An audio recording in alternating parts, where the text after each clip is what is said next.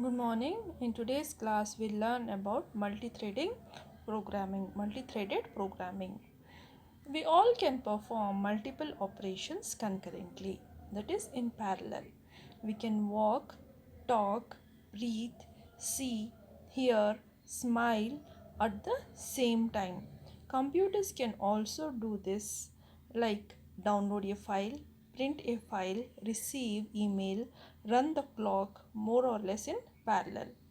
How are these tasks accomplished?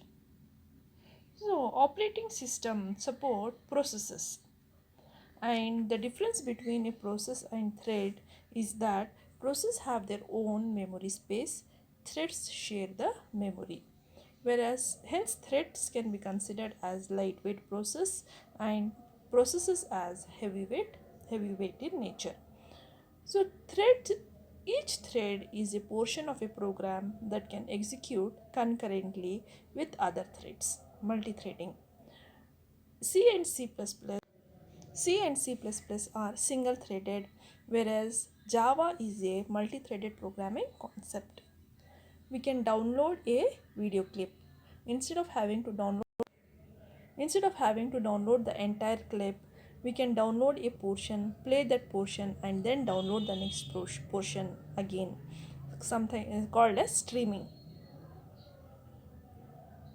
So, what is a thread? Individual and separate unit of execution that is a part of a process is called as a thread. Multiple threads can work together to accomplish a common goal.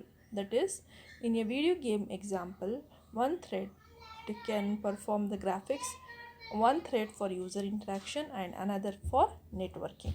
Here you can see here, if the process is video game, one of the thread is performing video, the another is interaction, and the other is networking.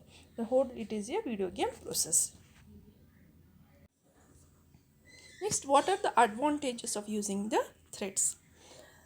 Easier to program, one thread per task, and it can provide better performance.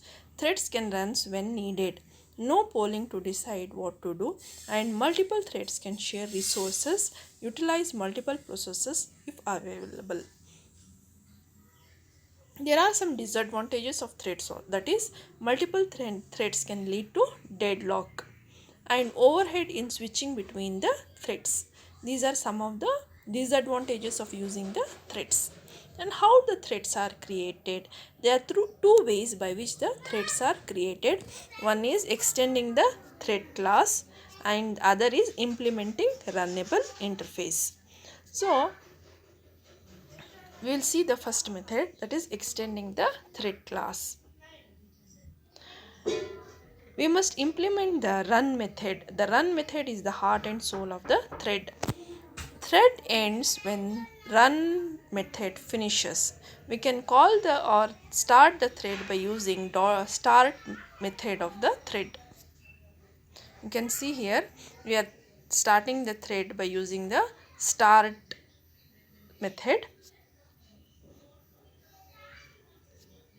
Next is the second way of creating. The second way of creating the thread is implementing runnable interface. It is like virtually identical to extending the thread class, and it must still define the run method. And the second method of creating the thread is implementing runnable interface. It is virtually identical to extending thread class, and it must still run the run method, and setting up the threads is slightly different here. You can see here class output implements runnable. You are implementing the runnable interface. In that you are defining the run method.